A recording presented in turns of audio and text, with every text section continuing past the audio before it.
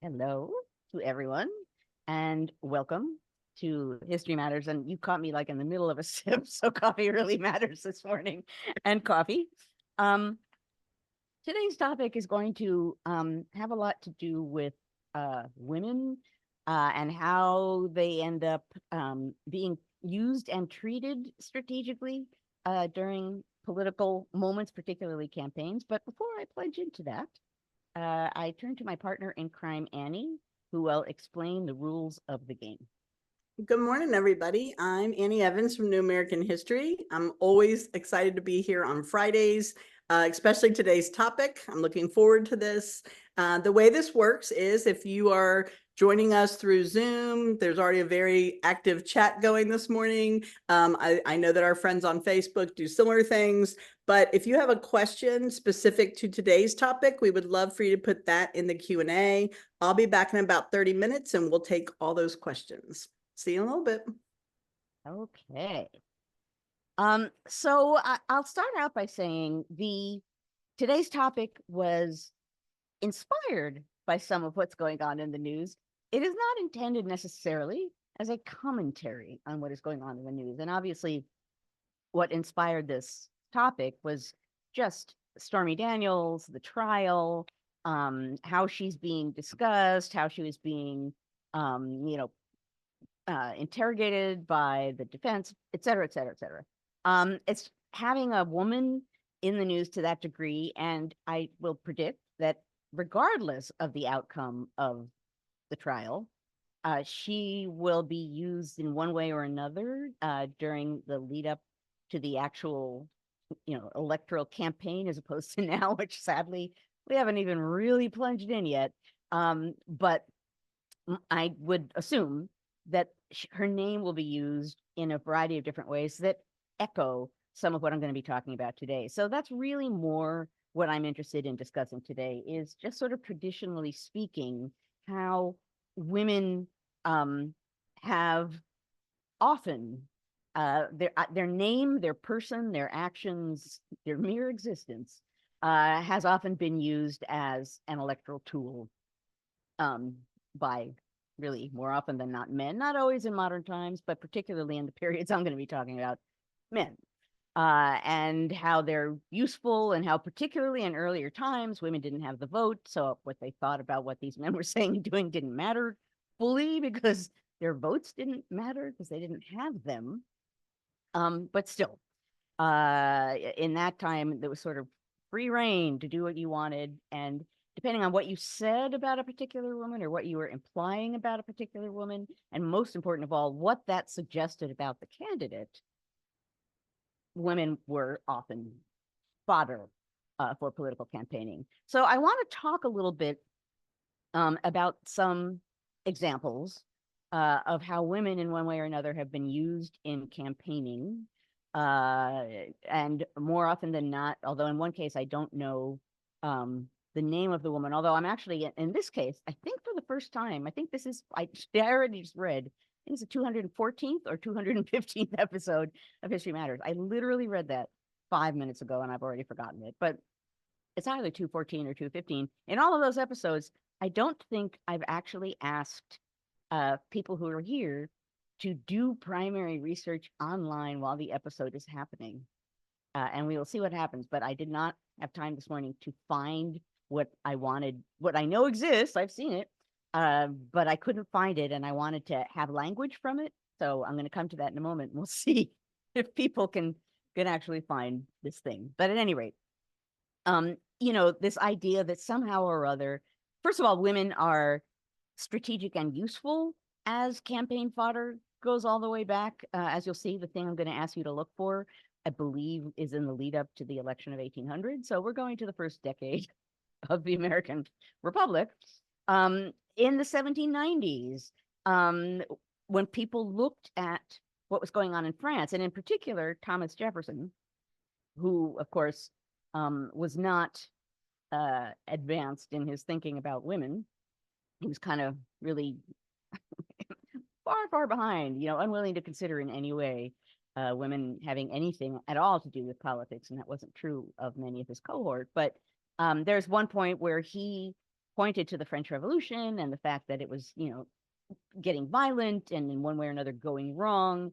And one of the things he said was, well, it's because of because the women can go between spaces and between the lines and under the laws, and they can do all kinds of things that men can't do. And so they're the troublemakers. So, right, the French Revolution is all because of women.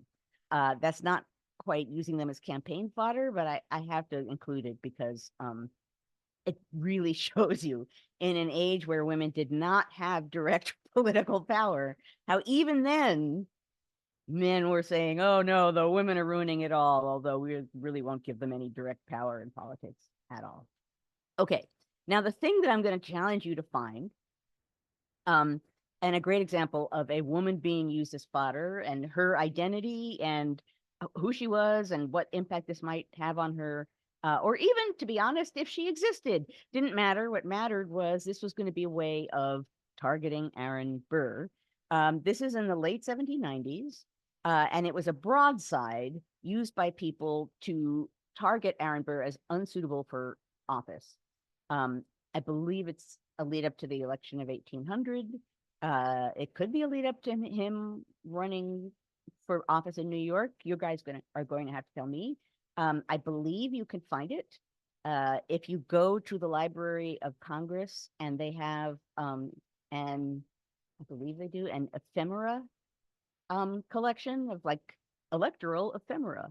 I will peek below to see if that is true, but I believe that is where I originally saw this broadside. The broadside essentially said, don't vote for Aaron Burr. He fooled around with a young woman and used her badly. Bad, right? So, first of all, I don't know for certain that this woman existed, but here is the idea again that somehow, a woman is going to change the election, that you shouldn't vote for him. He's bad to women, as though thoughts about how women are treated in general have anything to do with the content of these elections. But it's, as we've talked about here before, often on History Matters, right? If you're talking about women, you get emotion involved. Once you get emotion involved, you can go right past reason and logic, and particularly in electoral campaigns. Boy, that's handy.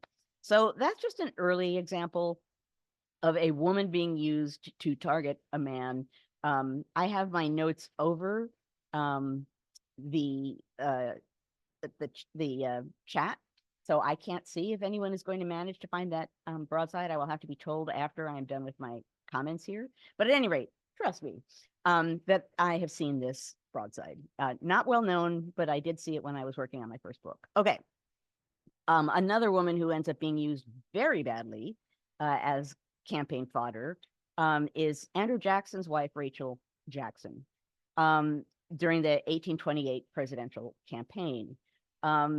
Supposedly, her first husband had filed for divorce before she was married to Andrew Jackson. And she then married Andrew Jackson, assuming that her first husband had gotten a divorce, she was free, and now she could marry Andrew Jackson as, legally and in every other way possible above board. But then she discovered 2 years later that somehow or other the divorce had not been completed.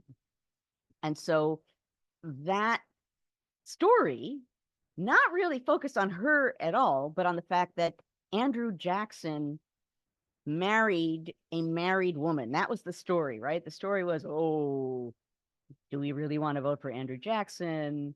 He's an adulterer. He's a bigamist, right? He's a bad guy. He did bad things with a woman, and so you shouldn't vote for him. He's an immoral man, which is pretty much the same idea with the Burr broadside. What, right? That it's like, when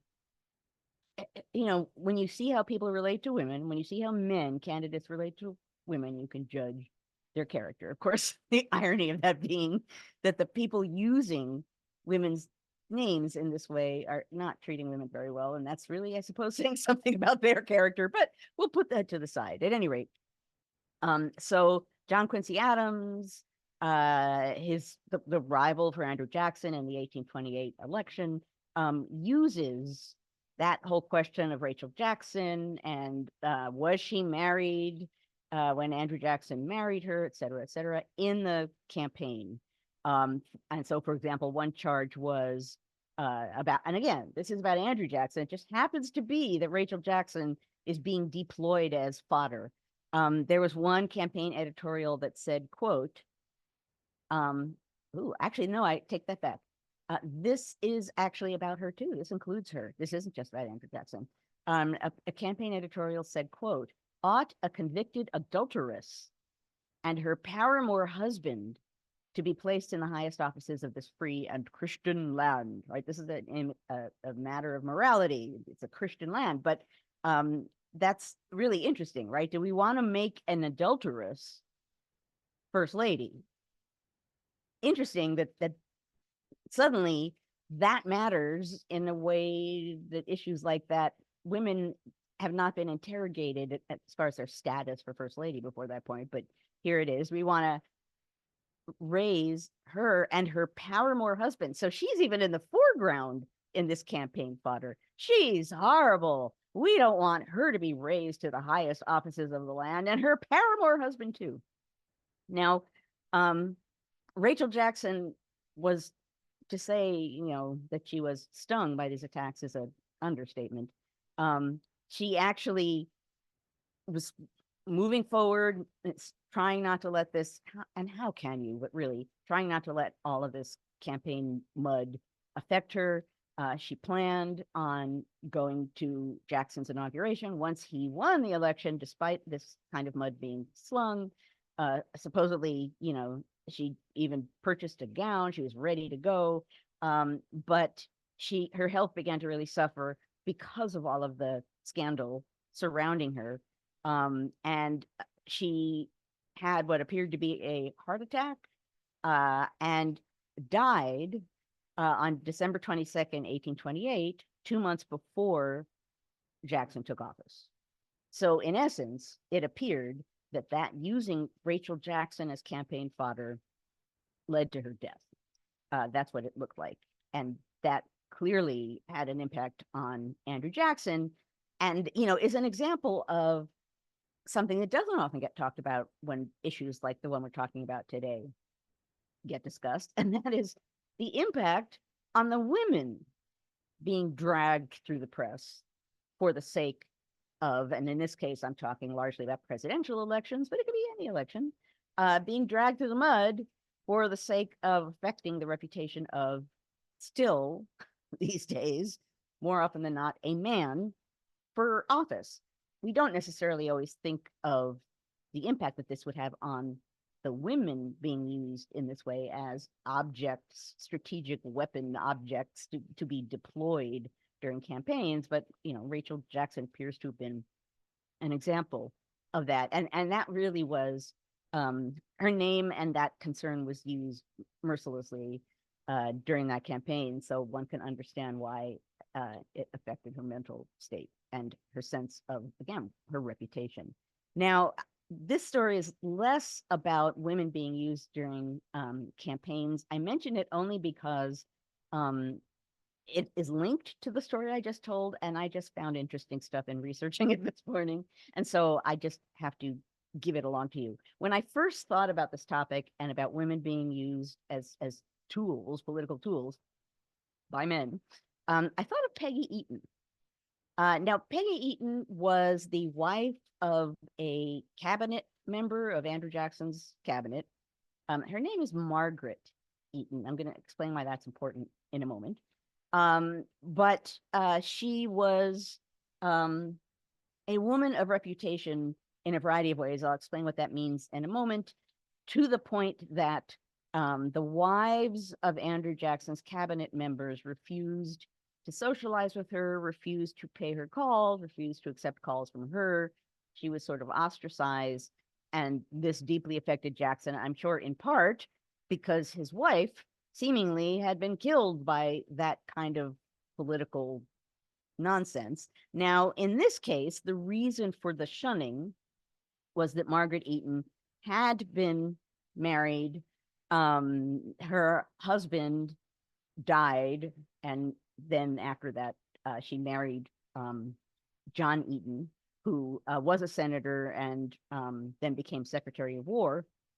The scandal part was she supposedly was flirty with John Eaton, sort of hanging out a little bit with Eaton while her husband was still alive. And then when her husband died, I believe 9 months after that, she married John Eaton at a time when supposedly you were supposed to be in mourning and wear black for a year after your husband's death. So it looked to many at the time like questionable and shocking, right? What did she do?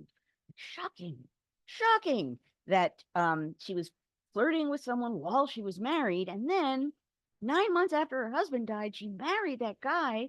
Bad, bad, bad. And that's what caused the shunning within the cabinet. And I will say, I'm not using this term because it's so belittling, right? Sometimes it gets called the petticoat affair because, like, it was women shunning a woman, and it ended up having an impact on male politics, and the women who are the petticoat people. That's so that's kind of a scorning, condescending way of referring to this. So that is not how I think about it. I do think about it as or before this moment, thought about it as the Peggy Eaton affair. Again, she was not necessarily being used deliberately to have an impact on politics, but the whole supposed scandal did have an impact. I keep stumbling over her name because this is the interesting thing that I discovered this morning that I'm passing along to you, and I did not have time to read it. But Margaret Eaton apparently published an autobiography of herself, which I did not know until this morning. And in her autobiography, she says, this is a quote, "I never was called Peggy in all my life. I was ordinarily called by my proper name of Margaret." So now I'm not going to call her Peggy Eaton anymore. Like, so I sort of felt like in reading that this morning that I had been participating in a slur, a slap at this woman that I didn't even know was one. Supposedly, and she admits this, she was a little free and easy at an age when women were not free and easy, not in a bad way necessarily, but she was assertive. She had opinions, more so than some other women did. She explained it this way. Just let a little common sense be exercised. While I do not pretend to be a saint, and do not think I was ever very much stocked with sense, and lay no claim to be a model woman in any way, I put it to the candor of the world whether the slanders which have been uttered against me are to be believed. She basically says, and apparently more at length in this autobiography that now I'm very curious to read, yeah, I was flirtatious and I did things that maybe at the time people scorned and whatever, but the fact of the matter is what people said about me, and politically how that was tossed around in political circles, really unmerited. And she gave herself the chance to say that in writing an autobiography. And there is a photograph of her because she lived long enough into the age of photographs, which I also did not know before this morning. My larger point here, I had to veer off just because I was like, she wrote an autobiography? That's a photo of Peggy Eaton? How could I not pass that along? But my larger point here is just when you see women, their names, their character, their reputations being dragged through the mud in any kind of political campaign, and I'm not going to say anything about who it's being used for, how it's being used, or anything like that, but you have to pause for a moment and consider the fact that women can easily be deployed that way because already they are seen by many people as second-class citizens. So in that sense, in a campaign, particularly with men running often against men, if you have some scandal, some sex scandal, something that involves a woman that might be useful in an election, there are going to be politicos and campaign-minded people that are going to grab that and use that, regardless of, number one, how absolutely truthful it is, regardless, number two, of the impact it might have on the woman, who often is just cast aside and she just becomes, you know, something in print that you can write about in the press or on broadsides or wherever else. When you see women being used that way in politics, you always have to stop, as with so many other things, right? How many times, we cannot count the number of times here on History Matters that I've said, if something strikes you emotionally, powerfully, in the realm of politics, you need to pause and think for at least a moment about, is there someone out there who wants you to feel that way? Are your emotions being pulled at for political purposes? Consider that before having the big emotional response, as tempting as that emotional response might be. And when it comes to women in politics and women being used as fodder in politics, that's a way that can be strategically useful and powerful in getting people to emotionally respond in this early period of time. You know, you can condemn a male candidate by saying, oh, this person is immoral, look at how this person is treating women, or look at this person's engagement with women. We don't want this immoral person to be president, or in the case of Jackson, first lady, which I again hadn't sort of, even before this morning, focused on the fact that that angle was being used as well. So women can be used in any number of ways. It's not that they don't have power, and I'm going to make this point too. And I've talked about this before as well. Women have, or at least let me back away from this. Elite women had a lot of political power because they were moving in circles of power, mingling with people with power, and what they said and who they talked to and how they talked to people, they had power, they had influence in the sort of landscape of power among elite white people. Elite white women could affect political outcomes, always behind the scenes. Catherine Allgore's book, Parlor Politics, talks about this in the early part of the 19th century. I believe probably her biography of Dolly Madison talks about it as well. Dolly Madison was someone who was very good at maneuvering through the sort of landscape of power where, in a sense, she wasn't supposed to be someone with power, and yet she really was someone with power. The number of times you can see when you read the correspondence of women in, let's say, through the first half of the 19th century, who, some of which will say things in their letters like, now, of course, I'm no political minded person. You know, of course, I don't mean to be injecting myself into politics, but so they always take a step back and are like, oh, well, this is just informal on my part. And then they come forward with very gripping political ideas and then have some form of influence. So it's a larger topic. We've talked about it before. Today, for today's purposes, I see I'm running out of time. My point is just thinking about being unable to avoid people talking about Stormy Daniels in the past week, and just anticipating the many ways in which, regardless of the outcome of this trial, her name is going to be used all over the place in coming months. It seemed to me useful to discuss this today so that we might as well be prepared to consider what it means when we see her name or her reputation or what she did or didn't do being used a lot in coming months. One last thing before I have covered up the chat. Thank you, Carolee. I just peeked at the chat. Mug. I'll come back to that momentarily, but thank you. I still can't believe after 214 episodes, I still forget sometimes the mug. But at any rate, I now forgot where I was going to go with my last. Oh no, I'm back. I remember. There are sociologists, and I was peeking a little this morning at some of that work and didn't have time to incorporate that into my comments. But of course, this, in a way, the logic of this rings true, which is also that for many people, women are far more easily discredited than men. So that makes it easier for women who are witnesses in trials, women associated with political men, because people are less likely to want to believe what women say, are less likely to believe just generally what women say. That feeds into the power that they have as political weapons for people in campaigning mode, because some parts of the public are already ready to discredit a woman. They're already, just waiting for a reason to do so. So all of that is part of the emotional dynamic bound up in campaign politics. And I couldn't get, I think probably none of us could not think about Stormy Daniels this week. This is what she brought to mind for me.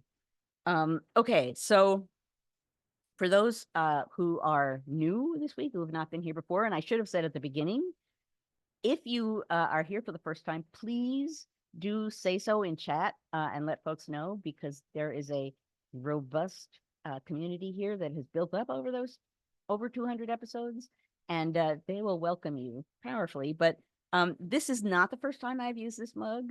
I don't see how I could not use this mug. So in the after party, I will explain the logic of this. But at any rate, for those who haven't been here before, every episode of all of our episodes, I believe everyone, I say that, and now as a historian, I'm like, did I miss one? But at any rate, I have a mug that is related to whatever we are talking about, and I do not have 214, 215 mugs. I don't. However, I do have a mug that says "Women in U.S. History," and has many, many women in politics, straight through the modern time. So at any rate, they're not all involved in campaigns or electoral politics, but they're women who, in one way or another, there's Dolly Madison, as a matter of fact, got themselves through their own means, through their own power, through their own brains, through their own energy and efforts and strength into the political realm and had an influence. So I salute these women with my mug. It seemed to me it was the perfect mug. I'm now going to open things so that I can think. Oh, I see a little applause hand going up. So like, okay, it must be good. That's right. To political women, and to us recognizing when women are being used politically. Okay. Is that Opening. mug from the mug exchange we did at the NCHE conference? I feel like I've seen that mug in person. I think it predates that. Okay. I believe it predates that. I might have seen it like in a gift shop at a museum or something. I would not assume it's a rare mug, but I think it's an older mug. But thank you for the little drifty images. Okay. People approve of the mug. That's a good sign. That's right. Mug approval is important around here. Okay. Yay, our first question is from Carolee. She's back from her many travels. Welcome back, Carolee. Carolee always makes me laugh. She wrote Bruce Springsteen, Bruce Springsteen, Bruce Springsteen before the question because she knows it gets my attention. Am I that transparent, Carolee? Yes, I am. Okay. She says, now that I have your attention, are there any examples of a woman or women effectively using a man for political gain? Ooh, turning the tables. Interesting. I like that, Carolee. That's an excellent question. And I want to say that the answer has to be yes, but I'm trying very hard to think of a specific example to give you. And maybe some people will come up and chat with it. But what would I say? I would think that would have to be a more modern phenomenon. Obviously, a woman using a man. Well, someone said Benedict Arnold, but I don't know if I would say she was elevating herself with him, but I don't know if I would say she was using him politically in the way I'm talking about today. Someone said Hillary Clinton. I see Mary Tudor, Elizabeth I, and Mary Todd Lincoln. The thing is, these women certainly were with men and had power, partly with those men, partly through those men, partly did a lot to help those men. But if we're looking for an example of a woman who used a man like badly, as far as the public is concerned, to empower herself, that's trickier. Okay, now Francesca, you went to Trollope. I cannot comment on this at all, but Trollope, those novels are amazing. And apparently in those novels he has Mrs. Prouty and Madam, oh, I just lost it, you guys. Merle, Excuse me. Merle. Mm, Merle. Um, Fiction probably does this really well, but yeah. I'm searching through my brain. It for sure has to have happened. I'm just not at this very moment coming into it. Miranda says was Peggy Arnold a spy for the British? Well, she was helping her husband in that whole uh traitor treason scheme. But I wouldn't say she was using her husband for herself. The two of them were just in it together. Um, okay. Gosh, you guys are coming up with all these great examples. Anyway, Need a second mug. I know it is. It should be a second mug. I think so. But I think, we are more readily coming up with women who have a lot of power with men who have power. But I think, and Carolee, you can tell me if I'm wrong, I think the question was about women doing to men what I just described men doing. Yeah, I think that's where she was going. And that's, I want the answer to be yes, I think it is. I just don't have a specific example that I can pull out of my brain right now. That gives us something fun to look for this week. I know. Linda wants to know how Geraldine Ferrara's husband was used against her.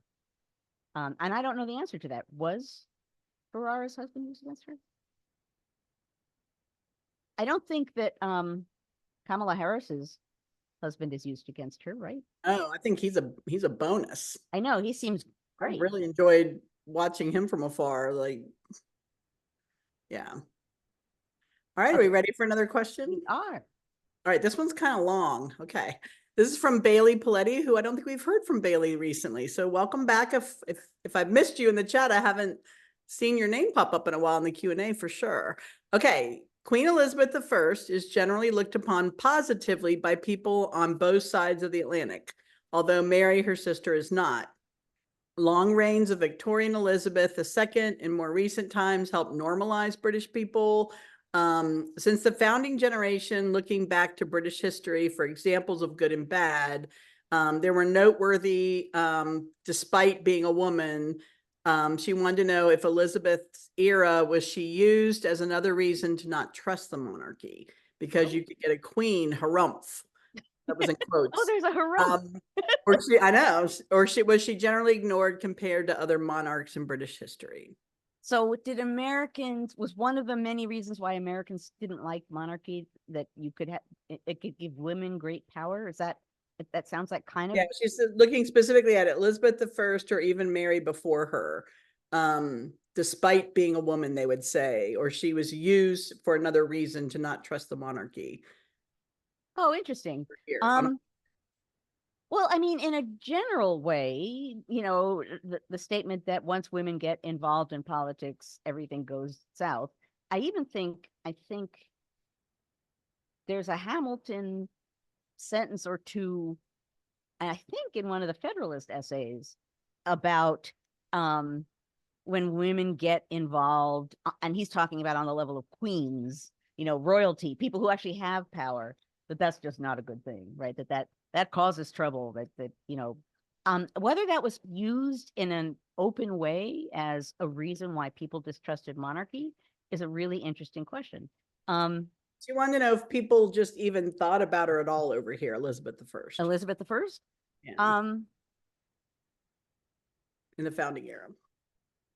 I mean, I'm not calling to mind right now discussion for in the founding era other than, the Elizabethan era being highly significant and culturally, particularly, and even in America. But I am not calling to mind specific examples, which probably means 2 hours from now, I will call to mind a specific example. But right now, it's not as though she was obscure, but I'm not calling to mind people like condemning her, or even talking about her a lot, or certainly not in the political circles where I've done most of my reading. So that's a really good question. So she's known more for an era being named after her than her actual. Well, I just can't accomplishments. I can't think of people using her name in one way or another. That's kind of not in that is not coming up in my brain full of index cards of historical information. Yeah, Doesn't sound Francesca, good. our correspondent across the pond. Our international correspondent. Right, that's right. She says that she talks about the Catholics wanting to replace Elizabeth with Mary, Queen of Scots. Well, Catholicism would have gotten a lot of talk too. Yeah, yeah. Yeah. And Americans would not also, have been. Tim said Ben Franklin did a good job of abandoning his wife. So he's Oh, he mentioning. didn't treat her. Well, I mean, we could have a long conversation about how men treated women for sure. Yeah. And people, again, this is a slightly different conversation, but people who, historically speaking, Americans tend to like or admire or look up to, or at least have a positive reputation. And there are obviously all kinds of things that they would have done to any numbers of different kinds of people, that we either don't talk about or don't know about, and there are all kinds of them. But I will try to mention, and if I don't, remind me, during the um after party. I saw an off-Broadway play at the Public Theater, Sally and Tom, about Sally Hemings and Thomas Jefferson. Which, and that obviously that just popped into my head at this particular moment. Um, Not talking about related issues, specifically about, you know, women using women politically, but um, it actually was a political cartoon, um, making fun of Jefferson, and sort of hinting at the whole Sally Hemings issue. Ooh, So, and that had the added bonus of race as a weapon. So, at any rate, I will try to remember to mention it during the after party. maybe And, Tim oh, will I find see in all it. capital letters, I'm dying to see that. Apparently, the whole run is sold out. Oh, wow. So, anyway, okay. I'm headed up there towards the end of the month. I forgot to tell you that, with a friend to see a couple of shows. So I'll email you the dates to see if we Yeah, could grab coffee. Yeah. that would be great. All right. Dave Aries, who's always with us, a long way from Stormy Daniels, but what impact, if any, could the possibility of Vice President Harris, a woman of color, he says, oh my, for the Biden, an old guy campaign, the possibility of Harris becoming the president be negative ad campaign in the fall? Can fear Oh, of Kamala interesting. Harris becoming president be an effective turnout, for the voters? Well, Like you, here's that's a really good question. But the way that I would attack that question is, feels to me that that is already an issue. The question is, will it be openly used with campaigning, right? There are already people who may not be, running around blaring it with trumpets, but it's would be very clear that people would really not be excited about having a black woman take office, and the fact that President Biden is old, so I suppose there's a possibility that a woman of color, if that's more than oh my. So certainly there are a lot of people who hate that idea and who are against Biden for president in part for that reason. The question will be, and I don't obviously know the answer to this, will people be openly, given our current political climate, when people are pretty open with their racism, and race baiting in any number of different ways, will people be using that point openly to score points, or will that just remain a sort of ugliness beneath the surface that's obvious, but people aren't openly sort of bragging about it as a campaign issue? And I don't know the answer to that. I fear that the answer will be that it will become fodder. I would like to be wrong, because but well, I know Carolee says that somehow or other Biden is too old and Donald Trump isn't. I mean, come on. Any number of reasons why this makes no sense. So, and I'm going to rein myself in, and I'm not going to go into that at the moment. But the interesting question as to how openly racist will people be on the right in saying that, don't vote for Biden because we're going to get this black woman potentially in office. I don't know. We live in an era, in which people are proud of that kind of race baiting, and they don't even hide it anymore. So I don't know what that means in coming months. We're going to have a lot to talk about here, folks, in the months coming, months ahead. I'm going Yeah. to be really glad that we are here as a community because, you know, wow, I won't even put words to it. It's going to be crazy. Yeah. So Carolee did bring up an interesting little twist on that. She said Nikki Haley being an Indian American woman, which isn't, if I'm not mistaken, Kamala Harrison is African American and Indian, correct? I believe that's the case. But, Nikki Yes. Haley by some people is viewed as a woman of color as well. And what I replied back to Carolee was that was probably why some elements of that party didn't embrace her. Right. No, for sure. That's an excellent point. Anti-Asian hate. Maybe it wasn't Carolee. I'm sorry. The chat was going by. It was somebody else. But Carolee did. Carolee. All I saw was anti-Asian hate, and yes, Yeah. that's so basically,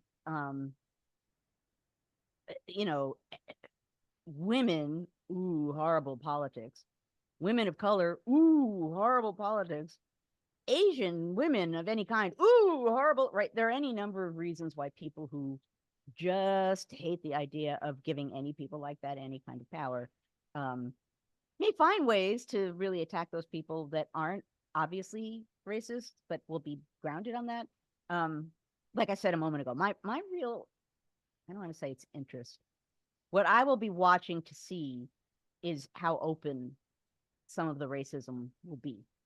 And I don't know the answer to that. And I just feel like the coming months are going to be really bonkers, politically speaking, and we're going to see all kinds of craziness. There's going to be a lot to talk about. And so who knows where we'll be 2 months from now, never mind when we get to November. Yeah. And it was Miriam, not Carolee, who first mentioned Nikki Haley. So I just want to clarify that. Okay. We've still got more questions. This is good. I know we've had some really good questions this morning. We have had one. Our good friend Julia asks, could you comment on the disparate treatment of female candidates this week and how class education appearances affect that? And what specifically are we talking about from this? You just said the disparate treatment of female candidates this week. So I'm trying to think of something that happened this week. Yeah, I was less plugged into coverage of people this week because it was the last week of class and I was trying to finish my grading. I will readily admit. Okay, so Julia is saying Stormy versus Hope Hicks, but that's not a candidate. But certainly, well, this sort of realm is part of what inspired this topic. There's Stormy Daniels and how she's being treated. There's Cassidy Hutchinson. There's Hope Hicks. There are witnesses. Julia meant witnesses, right? Well, that's part of the question, right? And that's if you go online and you look for and unfortunately I didn't write down the names of these sociologists, but there is scholarship very explicitly on, and it's based on court cases and the fact that women witnesses can be readily discredited just because they're women, and that it's a proven fact that just people are going to be less likely to believe a woman on the witness stand than they are to believe a man on the witness stand just because she's a woman. I know the chat is like flipping, but at any rate, that sociologists, that's not even a question. But I can't particularly talk about how that played this week, only because I didn't follow the talk about them as witnesses or as people who had something to say, and I myself didn't see or read their direct testimony or how they were being questioned, so I don't have the actual historian-esque fodder to give you, but yeah, the fact that women can easily be discredited, can easily be deployed as fodder, can easily be dismissed as far as how things affect them. There are any number of ways in which women are handy politically because it would seem to many that their personness and the fact that they matter and can be dismissed in the name of politics simply because they're women.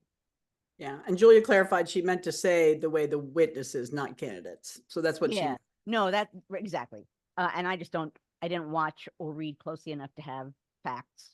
But the fact that I was really not tending closely to the news this week, and like Stormy Daniels, and brainworms, but mostly Stormy Daniels, was impossible to avoid, even without being focused for a couple of days on what was going on. Okay, so Ann Mosley, our friend from Illinois, where apparently she and Miranda are caught in the crosshairs of the two different cicadas. I don't know if you've heard about Oh, this. There's two strains, and it's I've been a read long that. time since they both came out at the same time. So Ann and Miranda 18, are unfortunately, 1803, 1805. I think it was yeah, the something beginning of crazy. the 19th century since we had this, which figures, right? Doesn't it seem like This is the locusts, perfect year. frogs, boils, like we just need a couple more plagues. Well, I was supposed to go there. If you remember a couple weeks ago, my plane didn't get me there. And it's the first time I ever had to cancel anything. And it was to go see Ann and Miranda for their social studies conference. But Oh. now it's in full force. Like, so I just think, plagues of Egypt, man. we need some pictures. Put it in Slack. Yeah. Okay.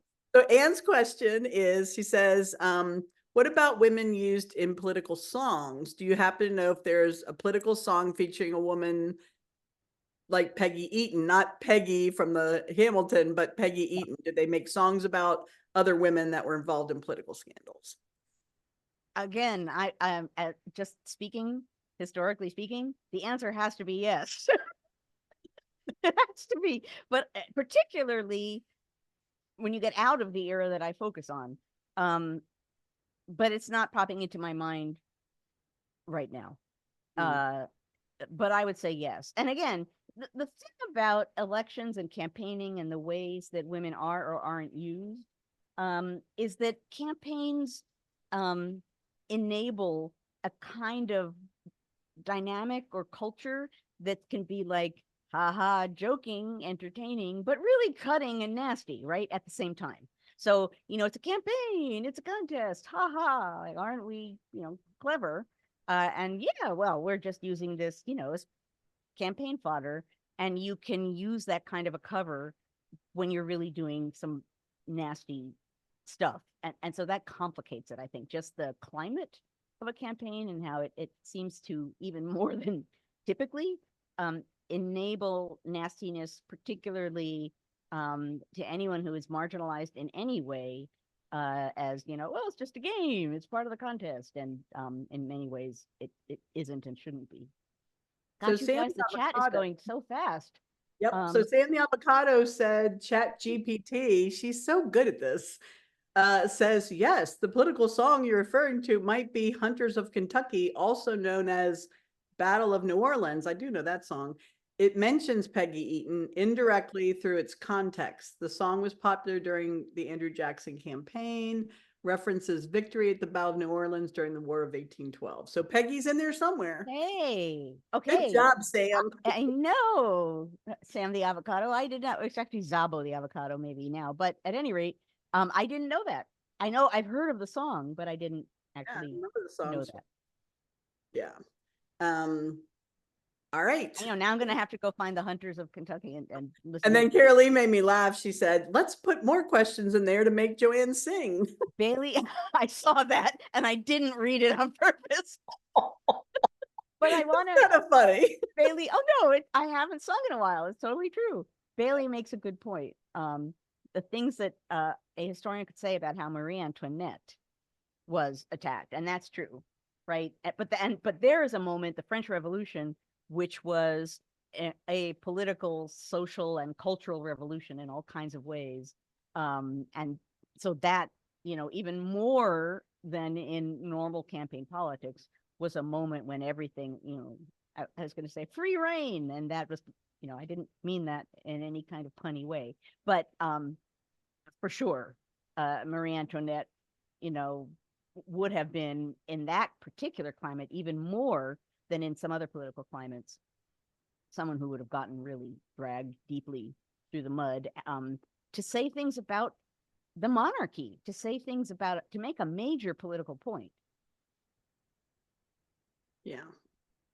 All right. That was a good question. All right. Here we have our friend Gloria. Hi, Gloria.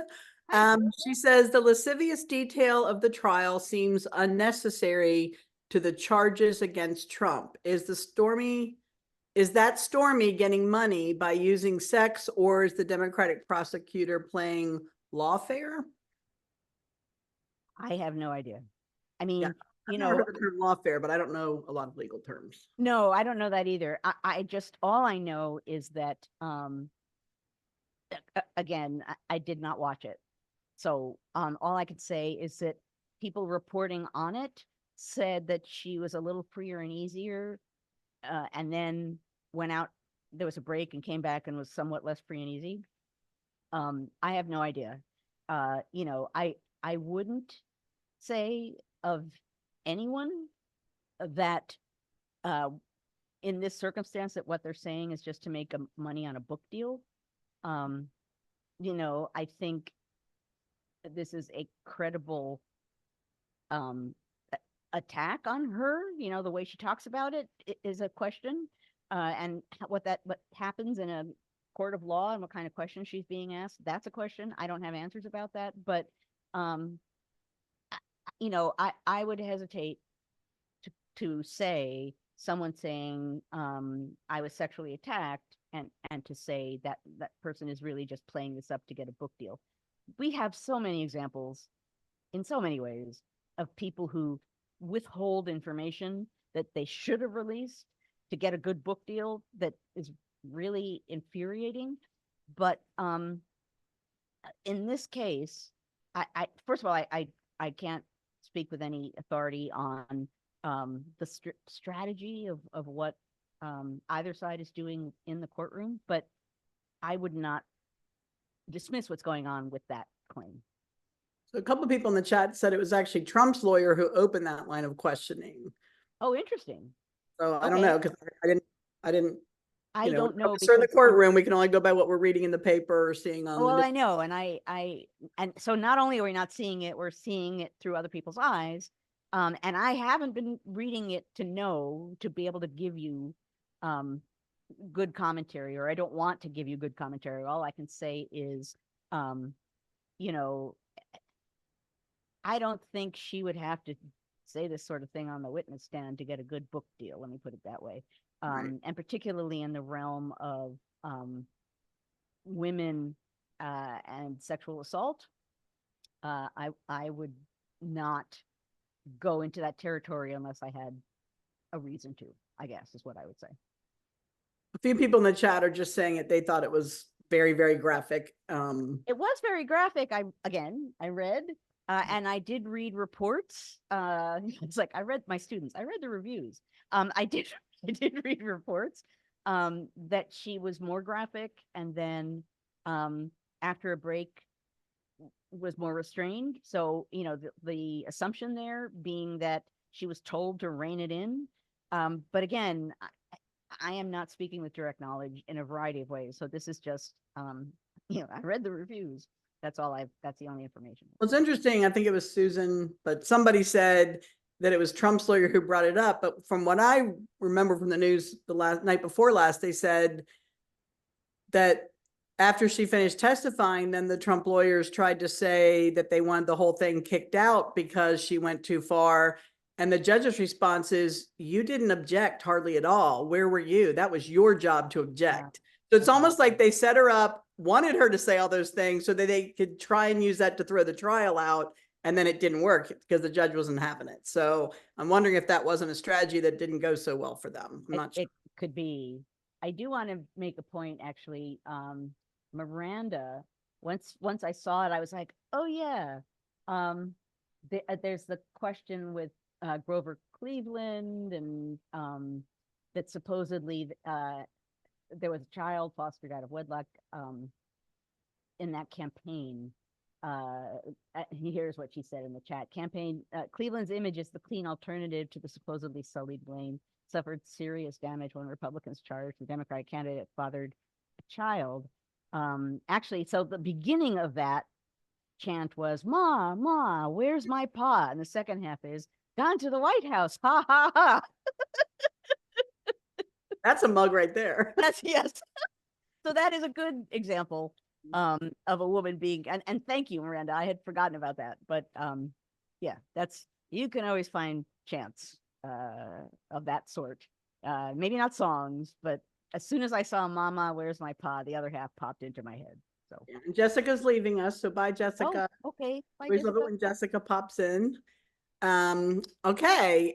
Ellen asks, when Abigail Adams said, remember the ladies during the founding, what do you think she meant by that? I read a biography of her, but it didn't have a lot about that statement or what she meant. Well, so that's in a letter to her husband, to John. And the suggestion of it is, you're at this point where you're making laws and making changes and you're in a nation making point, a moment, and remember the ladies, right? And she in some ways was talking about specific things like coverture that took power of ownership of property away from women. She was making a point about women and power. Some people read that as like this bold feminist statement, and others say, well, first of all, I totally recommend reading the letters between them, because Abigail, like, she's out there in the mix with, like, duking it out, not in a mean way, but she doesn't.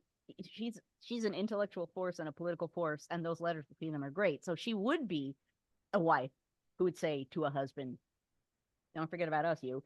Adams's response is kind of joking.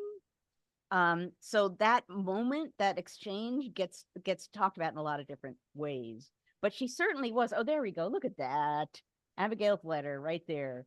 And maybe you could even post John's response. I would say in that climate, it was probably both teasing and truthful. And John's response that, he didn't respond to necessarily the more truthful part, but I would say it was a mix. And that she was being sincere about part of it. Remember the ladies. This certainly was a moment. I've talked about this in my American Revolution course. Women emerged from the revolution with a new sense of political power because they had been directly involved in the carrying out of the revolution, even if it was just boycotting goods or, creating saltpeter. John, 1776 people will know where that comes from. Women were directly involved in the war effort, and like many people, non-elite people, not white men in power, they emerged from the revolution with a new sense of their power. There's an Abigail Adams letter that I'm not going to be able to put my finger on, but where she suddenly, at some point, when John has been away in Europe for a while, I believe, starts referring to my farm, which is really interesting. Our farm, my farm. So women emerged from that revolutionary period with a new sense of their power, and men could feel that because the longstanding History Matters joke about a woman being the doorkeeper in Congress, and how there was like a satirical essay written in the newspaper about oh, there's a woman who wants to be the doorkeeper of Congress, was an anxiety joke about the fact that women really had a sense of their power. So Abigail Adams wasn't shy before the revolution, but she would have been among many who assumed a certain amount of power for women that wouldn't have necessarily been there before the revolution. All right, we only have one question left. I know it's 2 minutes after, but I think you could do this one Go pretty for it. quick. Okay, Rich Houston asks, how much of Hillary Clinton's loss was due to her gender as opposed to policy issues, in your view? Obviously, I can't give a number to that, but for sure it played a part. I mean, I don't think it requires a scholar. I mean, go back and think about the fact that when she was going to be a first lady and there was that attack on her for not baking cookies, right? I don't have that language immediately at hand, but if you are a woman running for office, that's out there tempting people who want to attack you. But if you're running for president, that's just going to be an issue. I don't care who it is, Hillary Clinton or anybody else. That person, that people will find a way to attack that person more aggressively than they might for a man, because of the simple fact that they do not want a woman for president. So did her gender have an impact on her campaign and her loss? Yes. It's not the only thing that had an impact, But I think any woman involved in that high a level of politics, particularly running for president, people will find ways, assertive, direct, and indirect, to bring that image home again and again and again. How can you trust this person with power?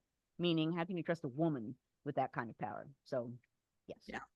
We did it. We cleared the deck. I love it when we do that. I know, it feels very clean. Okay, so let me explain what happens next. We are going to segue to the after party.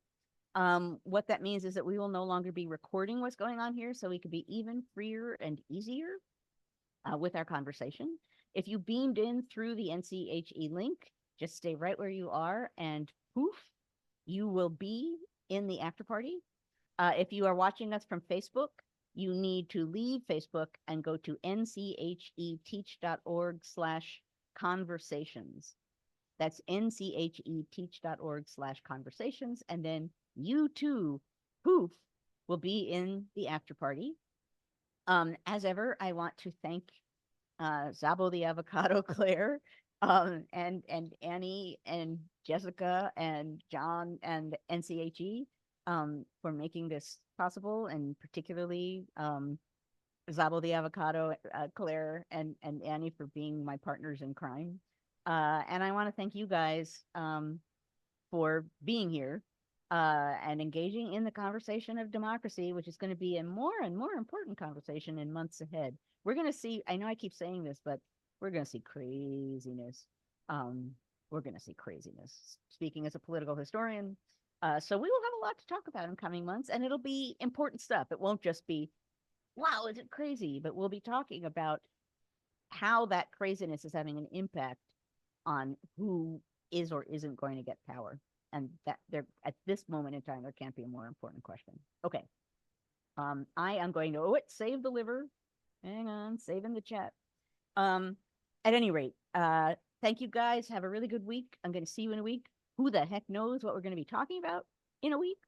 But let's segue to the after party.